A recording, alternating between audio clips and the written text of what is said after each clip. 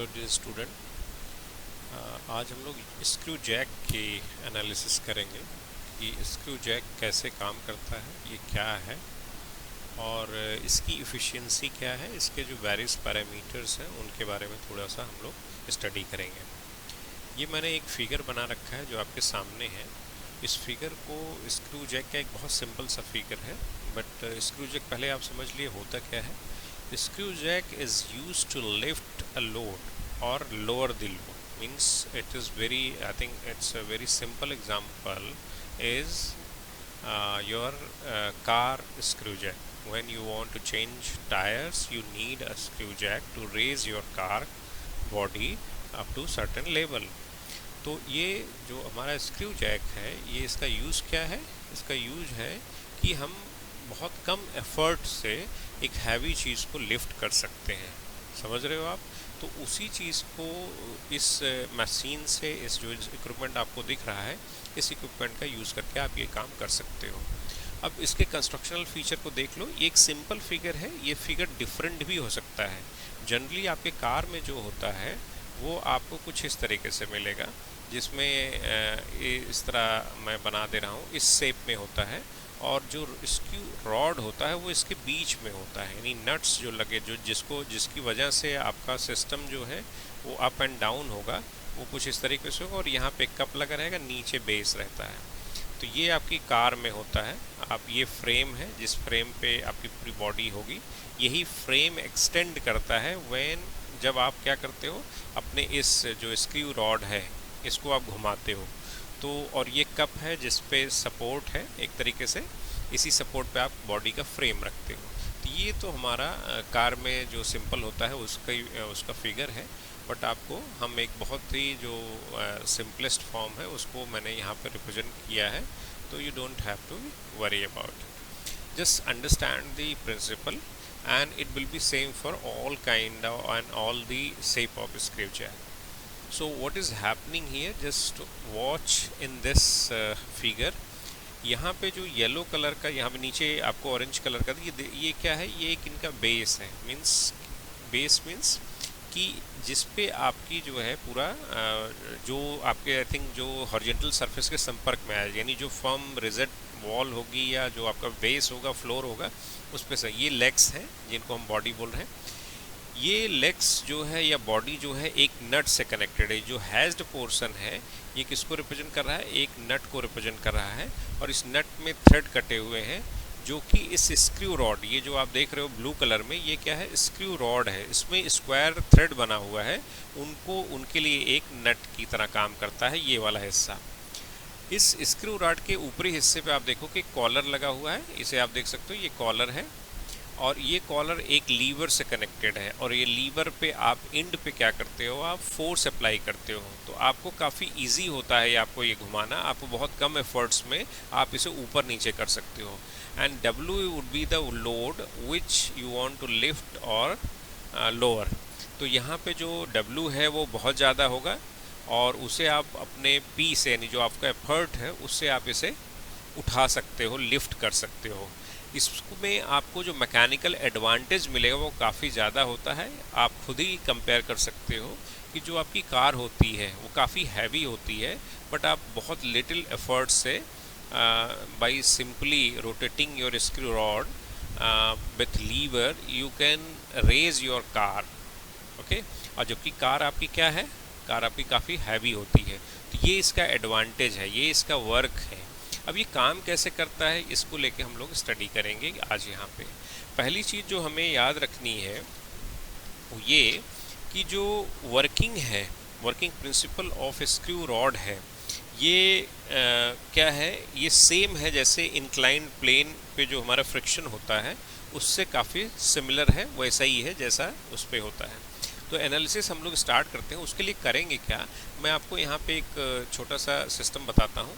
हम लोग क्या करेंगे, एक थ्रेड को, जैसे यहाँ से एक थ्रेड ले लेंगे इसी स्क्रू रॉड का और उसे एक्सटेंड कर देंगे, उसे क्या करें? अनरैप कर देंगे। अगर आप उसे अनरैप करोगे तो आपको कुछ शेप इस तरह मिलेगा। अनरैप करोगे, एक थ्रेड को ले लो और उसे अनरैप कर दो। तो अनरैप करने के बाद आपको ये आपका हॉरिजॉन्टल लाइन होगा। और अगर इस पूरे जो थ्रेड को इसको डेवलप कर दो डेवलप करने के बाद एंड से एक लाइन आप ड्रॉ करो नीचे की तरफ, और यहाँ इस वाले पॉइंट से अगर मान लो इसे मैं ए मान लूँ, इसे बी मान लूँ, तो ए से आप एक हॉरिजॉन्टल लाइन ड्रॉ करो और बी से एक वर्टिकल लाइन, तो आपको एक राइट एंगल ट्रायंगल के फॉर्म में चीज़ें मिल जाएंगी। अब क्या है, ए बी किसको रिप्रेजेंट करेगा? ए बी जानते हो किसको रिप्रेजेंट करेगा? ए बी इस पूरे लेंथ को, यानी किसकी, सरकमफ्रेंस को रिप्रेजेंट करेगा, किसके, आपके स्क्रू रॉड के। तो ये वाला हिस्सा कितना हो जाएगा? अगर मैं मीन डायमीटर को डी एम मान लेता हूँ, let mean dia of screw rod is dm, then इसे मैं इस पॉइंट को C मान ले रहा हूँ, देन AC किसके बराबर होगा भाई? पाई dm के बराबर होगा, ये आप लिख सकते हो बिल्कुल। और ये वाली लेंथ क्या होगी? ये वाली लेंथ यहाँ से आप थोड़ा इनलार्ज व्यू में देखोगे, एक थ्रेड की बात करो अगर, तो ये वाली लेंथ जो होगी, जैसे अगर मैं यहाँ से एक लाइन खींचता हूँ तो ये वाली लेंथ एक पिच के बराबर होगी। पिच आप सभी लोग समझ रहे होंगे, आप इसको इस तरीके से देखो, इस तरीके से। तो पिच होगा आपका, ये BC किसको रिप्रेजेंट करेगा? आपके पिच को रिप्रेजेंट करेगा। तो यानी BC क्या होगा आपका यहाँ पे? वो आपका पिच होगा, पिच ऑफ थ्रेड होगा, और उसे हम स्मॉल पी से डिनोट कर सकते हैं। तो आपको यहाँ पे दो तीन चीज़ें काफ़ी क्लियर होंगी। और अगर यहाँ पे जो एंगल है, अच्छा जो एंगल यहाँ पे होगा वही आपका, उस एंगल को हम क्या कहते हैं? हेलिक्स एंगल कहते हैं जनरली आपके उसमें। और हेलिक्स एंगल को अगर मैं अल्फ़ा से डिनोट करूँ, इसे अल्फ़ा से डिनोट करूँ, तो जो आपका रिलेशनशिप है, यानी tan अल्फ़ा का अगर मैं इस्तेमाल करूँ, एक ट्रिग्नोमेट्रिकल रिलेशनशिप डेवलप होगा, और वो आपको बताएगा P/π/dm। एक हमारे पास रिजल्ट हमारे पास होगा कि जो उनकी जो टेंजेंट है, उनके जो पिच और पेरिफेरी में क्या रिलेशनशिप है, उसको ये रिप्रेजेंट करेगा। इसे इक्वेशन नंबर 1 मान लीजिए, या कुछ भी आप मान सकते हैं, ठीक है। तो ये इतनी चीज़ें अगर आपको समझ में आ रही हो तो हम लोग आगे बढ़ सकते हैं। अब हमारा काम क्या है कि हम ये देखेंगे कि इस जो रेज कर रही है, यानी जब आप लिफ्ट कर रहे हो तो हमें कितने एफर्ट की रिक्वायरमेंट होगी, ये हमारा मकसद है, इसमें से फाइंड आउट करना है। मैंने भी बताया हमने एक थ्रेड को लिया है, ये देखो आप यहाँ पे, रुको मैं दूसरे कलर से आपको दिखा देता हूँ ताकि आपका क्लैरिटी रहे। हमने करा क्या है, ये वाली लाइन जो देख रहे हो अब ये थ्रेड की लाइन है, एक थ्रेड है, इसको चारों तरफ से अनरैप करोगे तो ये ऊपर तक हो जाएगी, खुल जाएगी, ऐसे ऊपर तक खुल सकती है, ठीक है। और इसको हाँ, ये खुल जाएगी ऊपर तक। और इसको अगर आप इसके वर्टिकल कंपोनेंट को देखो और इसके आप हॉरिजॉन्टल कंपोनेंट को देखो, इन दोनों को मिला दीजिए, तो ये नीचे वाला हिस्सा पेरिफेरी को, सरकमफेरेंस को रिप्रेजेंट करेगा, और ये वाला हिस्सा जो होगा, यानी ये वाला हिस्सा, ये पिच को रिप्रेजेंट करेगा। यही चीज़ यहाँ पे लाके बनाया गया है, यहाँ पे मैं दिखा रहा हूँ आपको। अच्छा, इस पे जब क्या होगा, इस पूरे फिगर को ध्यान से देखिए।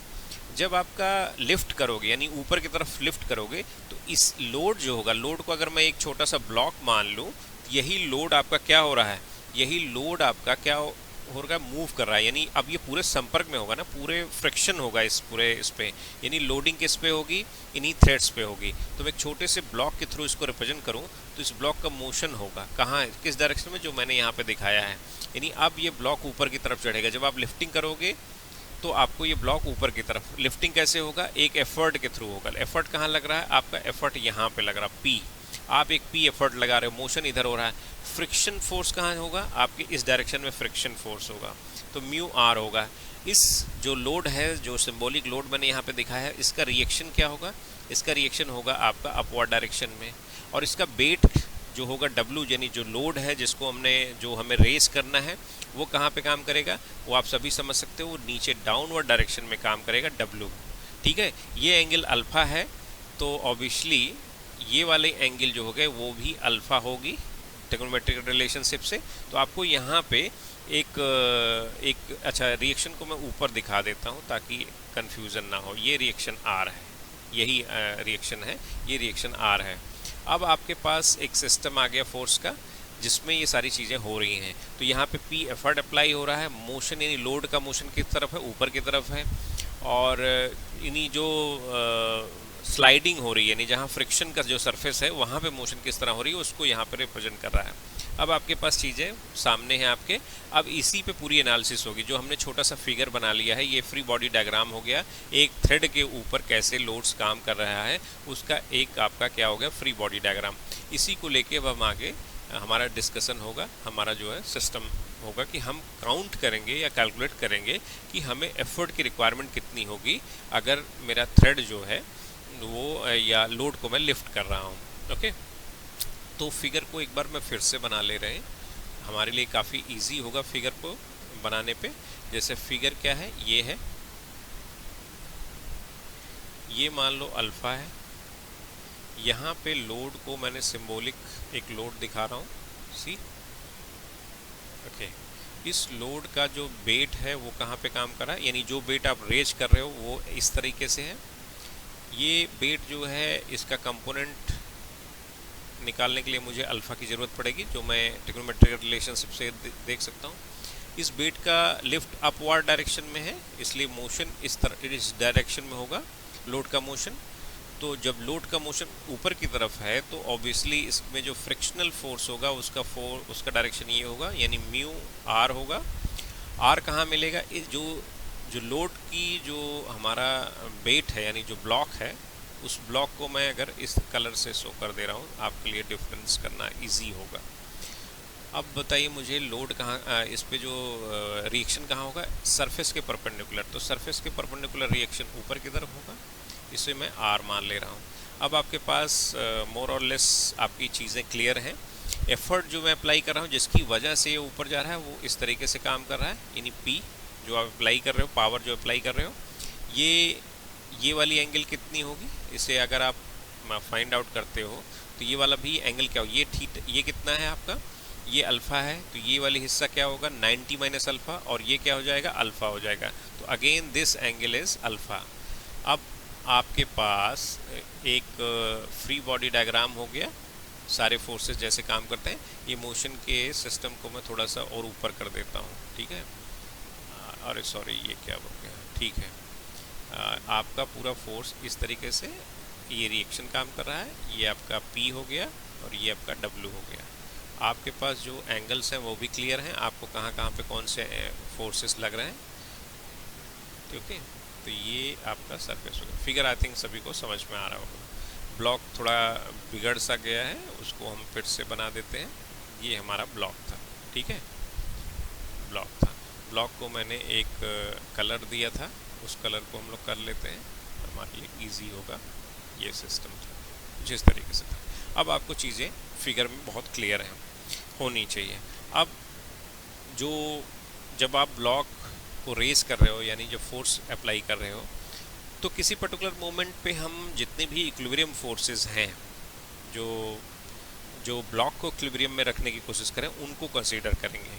तो वो कौन कौन से फोर्सेस हैं। Since block is impending up the plane, the friction force would act down as you can see in the figure. The various forces which keep the block in equilibrium can be mentioned. जो पूरे block को जो है equilibrium में रख रहे हैं उनको हम मेंशन कर सकते हैं। कौन कौन से हैं वो, आप पहला होगा, पहला वेट है जिसको आप यहाँ पे देख सकते हो, वेट ऑफ द ब्लॉक।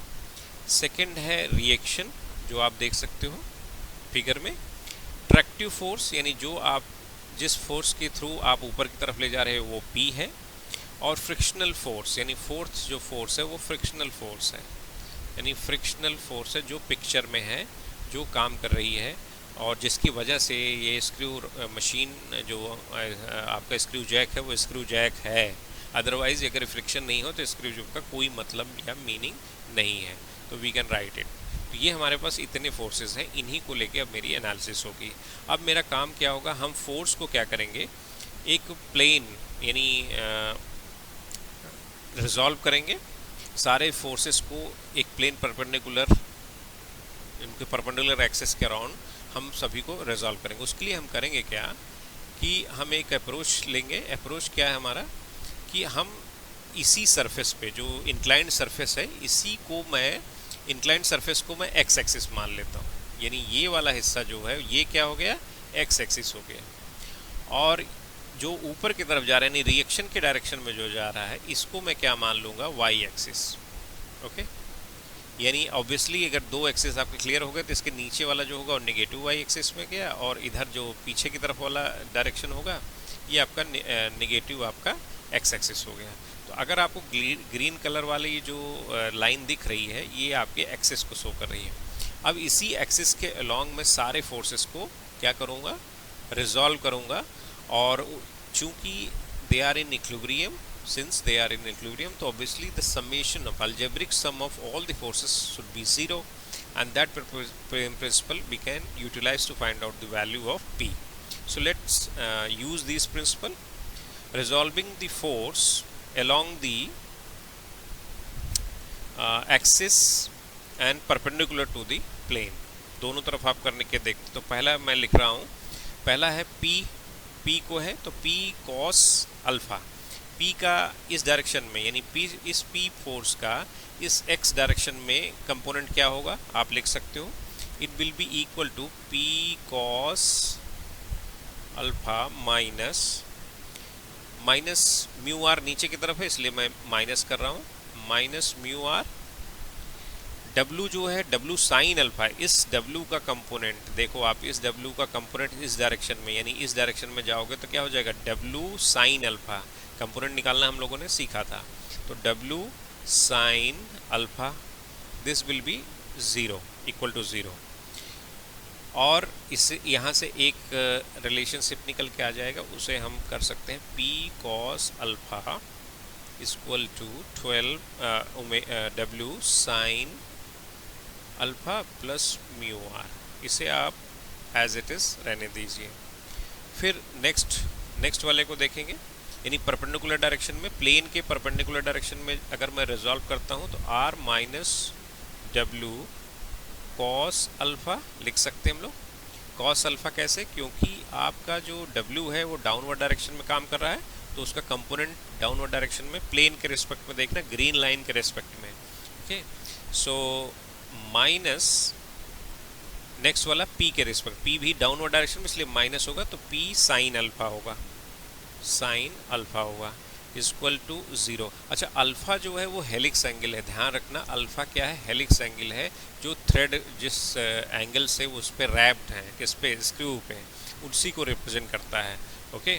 तो ये इंपॉर्टेंट है। तो यहाँ से हमारे पास एक रिलेशनशिप आ जाएगा, R equal to W cos alpha plus P sine alpha, see ये चीज़ आ जाएगी। और हम क्या कर सकते हैं, हमारे पास ऑलरेडी एक चीज़ आप देखो, P cos alpha equal to हमने ऊपर निकाला था, जिसमें जो है हमारे R के कंपोनेंट आ रहे थे, यहाँ से आपने R की वैल्यू जो निकाली है इसका यूज़ कर लीजिए ऊपर की तरफ। कैसे करना है, इस R की वैल्यू को पुट करो यहाँ पे, ओके। यहाँ पे जब पुट करोगे उस इक्वेशन में, तो आपके पास जो एक्सप्रेशन आएगा वो मैं लिख सकता हूँ, मैं आगे दूसरे ही कलर से लिख रहा हूँ, तो P cos alpha equal to W sine alpha plus mu, outside bracket हो जाएगा वो, cos alpha plus P sine alpha, ये चीज़ आ जाएगी। इसको थोड़ा सा अरेंज करिए, अरेंज करेंगे तो हम, या वो ब्रैकेट को ओपन कर दोगे तो आपके पास हो जाएगा W sine alpha plus mu W cos alpha plus mu P sine alpha, ये चीज़ आ जाएगी, ओके। अब थोड़ा सा और अरेंज करिए इसे, P cos अल्फ़ा है, जो P, जहाँ P cos अल्फ़ा है उस तरफ में म्यू, जो P वाले टर्म है उनको मैं इस साइड में शिफ्ट कर दूंगा और W वाले टर्म उस साइड में शिफ्ट हो जाएंगे, तो P आउटसाइड ले लीजिए, cos alpha minus mu sine alpha एक तरफ हो जाएगा, upon sorry equal to W sine alpha plus mu sine alpha एक तरफ हो जाएगा, ठीक है। यहाँ से एक चीज़ मैं निकाल सकता हूँ कि P जो है एफर्ट, वो टर्म उसका निकल के आ जाएगा W इंटू, या आप सीधे सीधे लिख लो, sine alpha plus mu cos alpha upon cos alpha minus mu sine alpha, ये चीज़ लिखी जा सकती है। जस्ट कुछ नहीं किया है, बस अरेंज करा है सबको। एक ब्रैकेट में ये हो गए और ये वाला हिस्सा आपका बन गया। तो हमारे पास एक इक्वेशन आ गया पी के टर्म में। अब इस पूरे इक्वेशन को हम लोग नीचे, अब चूंकि एज या वी कैन सब्स्टिट्यूटिंग या सिंपली लिख दो substituting mu is equal to tan phi. What is phi? Phi is a friction angle, and mu can be written as tan phi. So tan phi again written as sin phi upon cos phi. We can write it. Okay. So just put this term into the above finding, यानी इस वाले finding में हमें इस चीज़ को put करना है। जब आप पुट करोगे तो आपके पास P equal to W into sine alpha plus sine phi upon cos phi into cos alpha आ जाएगा upon cos alpha minus sine phi upon cos phi into sine alpha आ जाएगा। इसको अरेंज करेंगे थोड़ा तो कुछ टेक्निकल टर्म आएंगे। तो sine alpha cos phi plus sine phi cos alpha upon cos alpha, sorry नीचे आ जाएगा cos phi minus sine phi sine alpha. ठीक है, ये चीज़ें आ जाएंगी। अगर ये चीज़ें आ चुकी हैं तो अब इसमें करना क्या है, हमें जो साइन और कॉस के फार्मूले हैं टेक्नोमेट्रिकल, उनको यूज़ कर लेना है इस एक्सप्रेशन को छोटा करने के लिए। तो आप करोगे क्या, we can write P equal to W into, ये किसका फार्मूला है अगर आपको ध्यान हो तो ये किसको रिप्रेजेंट कर रहा है, ये साइन अल्फा प्लस फाई का एक्सटेंशन है। तो ये क्या हो जाएगा, यहाँ इसकी जगह पे मैं लिखूंगा sine alpha plus phi upon, नीचे वाला किसका फार्मूला है, कॉस अल्फा प्लस फाई, यानी अगर इसको ओपन करोगे तो यही एक्सप्रेशन आएगा। इस पूरे एक्सप्रेशन को फिर से देखो, साइन अपॉन कॉस और दोनों का एंगल भी सेम है, तो we can write W into tan alpha plus phi see. तो मेरे पास जो P आ जा रहा है, यानी जो आप क्या लगा रहे हो, आप ट्रैक्टिव फोर्स जो लगा रहे हो, दिस ट्रैक्टिव फोर्स की जो वैल्यू आ रही है वो W into tan alpha plus phi की आ रही है। ये चीज़ आपको आई थिंक निकल के आ जाएगी, यही हमारी रिक्वायरमेंट है। ये हमने P is the effort applied at the mean radius. लेकिन एक चीज़ ध्यान रखना, ये जो एफर्ट है it is effort applied at mean radius. आपको मीन रेडियस पे अप्लाई हो रहा है, यानी DM पे अप्लाई हो रहा है। अब DM क्या है वो मैं आपको इस पे दिखा सकता हूँ। देखो, ये देखो आप इस वाले फिगर में DM कहाँ पे होगा, ये D जो है यहाँ पे देखो आप, DM जो है मीन रेडियस होगा। मीन रेडियस किसका, इस थ्रेड का जो आउटर डायमीटर होगा और एक कोर डायमीटर हो, इनके बीच में जो डायमीटर होगा, यानी जो पिच डायमीटर होगा इस पूरे स्क्रू का, उसी को हम मीन रेडियस बोलेंगे। वहाँ के लिए अप्लाई किया गया है, ध्यान रखना। सॉरी एक सेकेंड। लेकिन इससे क्या होगा, इसमें एफर्ट आपको ज़्यादा लगाना पड़ेगा। तो हम करते क्या है, हम लीवर के थ्रू इस जो एफर्ट है इसको कम करते हैं। तो लीवर अगर आप मान लो जो हॉरिजॉन्टल फोर्स जो अप्लाई करने वाले हो लीवर पे, वो मान लो PH है, late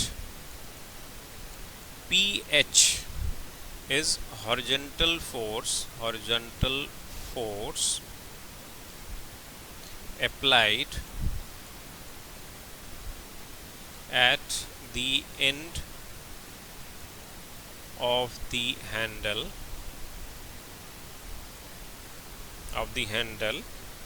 at the end of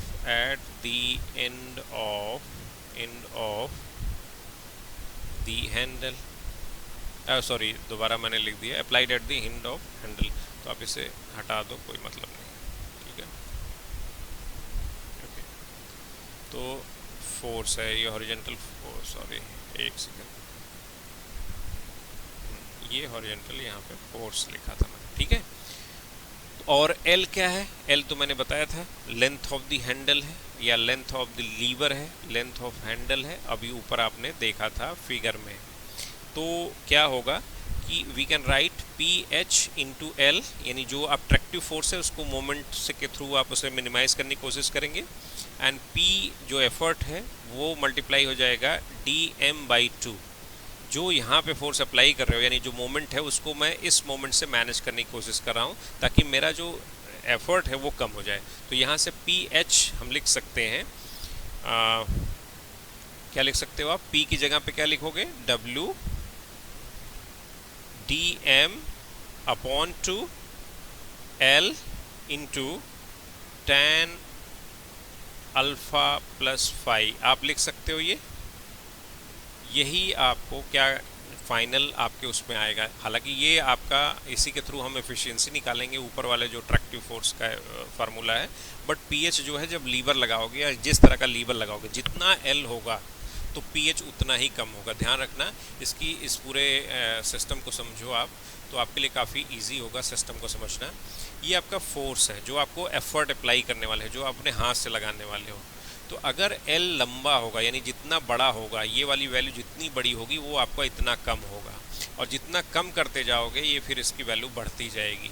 तो ध्यान, इसलिए क्या होता है लीवर थोड़ा बड़ा लगाया जाता है ताकि आपका फोर्स कम लगे, यानी जो आप एफर्ट पुट करोगे वो कम होना चाहिए और आपका काम उतना ही होगा। आपका जो हमारा जो क्या नाम है, हमारा जो लिफ्ट होनी है, जो वेट लिफ्ट होनी है वो उतनी होगी, बस आपके एफर्ट यानी आपका कंफर्ट बढ़ जाएगा। ये इसका कॉन्सेप्ट है। ठीक है, तो इतनी चीज़ें आई थिंक अगर आपको समझ में आई होगी। अच्छा, इसी को और आप मॉडिफाई कर लीजिए तो दूसरे फॉर्म में आ जाता है बहुत, उसे आप अपने उसमें देख सकते हो। डिफरेंट एक्चुअली रिलेशनशिप्स का यूज़ करके थोड़ा एक्सटेंड कर सकते हो। तो आप इसे म्यू के फॉर्म में लाओगे tan फाई और इसको खोल दोगे तो एक नए फॉर्म में आ जाएगा। अदरवाइज़ आप सिंपली इसे भी यहाँ भी रख सकते हो। अब हमारा मकसद है कि हम इफ़िशियंसी निकालने की कोशिश करें, इफ़िशियंसी ऑफ स्क्रू जैक। तो पहली चीज़ तो इतना आप समझ लीजिए, ये आपका एक